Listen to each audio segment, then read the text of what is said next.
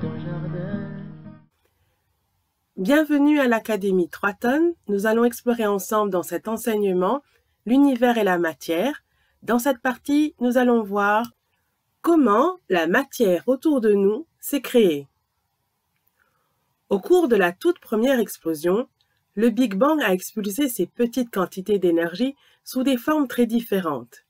Certaines de ces quantités d'énergie se sont divisées en deux parties avec une énergie centrale qu'on appelle proton et une énergie qui tourne autour d'elle qu'on appelle électron. Le tandem de ces deux énergies est appelé atome. Les chocs dans les étoiles et dans l'espace sont tellement forts qu'ils réussissent à forcer plusieurs énergies centrales, plusieurs protons, à se coller ensemble.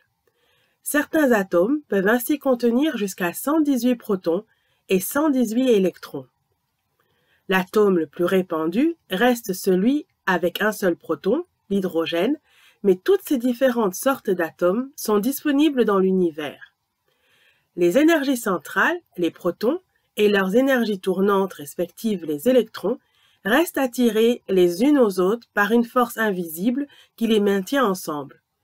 Les protons de deux atomes ont tendance à se repousser. Par contre, les protons d'un atome peuvent attirer les électrons d'un autre atome. Pour faire simple, plus l'atome possède de protons, plus il est fort.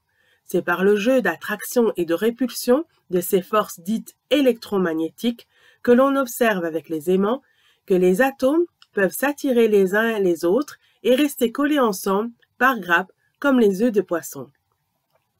Ces amas d'atomes sont à la base de la matière que nous pouvons voir et toucher autour de nous. Ils se structurent comme des toiles d'araignée qui auraient des fils complètement invisibles mais extrêmement solides. Rappelons que les protons et les électrons sont très éloignés les uns des autres. Donc, la matière est en réalité pleine de vide et n'est donc solide que par les forces électromagnétiques qui lient les atomes entre eux. C'est ainsi que la matière autour de nous s'est créée. Ici s'achève cette partie de l'enseignement sur l'univers et la matière. Vous pouvez maintenant contacter le centre de formation pour nous poser vos questions et valider que vous avez bien compris cet enseignement avant de passer au suivant. Vous pouvez bien sûr, avant, écouter l'enseignement autant de fois que vous le jugerez nécessaire.